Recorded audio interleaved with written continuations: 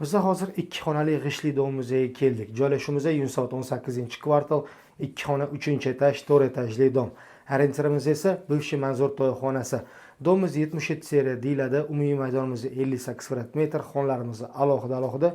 Remontimiz esa o'rtacha, sredniy holatda. Ko'rib turgan hamma narsalar qoladi, mebel texnikalari bilan sotilyapti.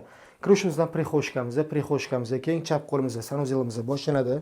Bu yerda mana hojatxonamiz, bu yerda esa hammomimiz joylashgan. Qo'shillar yaxshi, mahalla juda ham yaxshi, o'zbekona mahalla. Bu yerda esa spalniy xonamiz, razmerimiz 3 metrga 4 metr, konditsionerlarimiz bor, spalniy garnitolarimiz qo'yilgan. Bu yerda esa zal xonamiz. Bu xonamizning razmeri 3.15 ga 520 metr.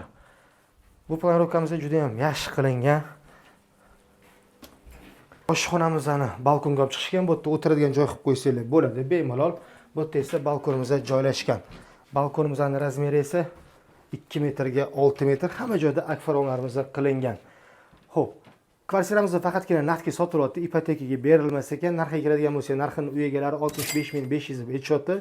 Kvartiramiz ma'qul kelgan bo'lsa, bemalol kelib savdo qilishingiz mumkin. Oson uylar biz bilan oson. Rahmat, sog' bo'ling.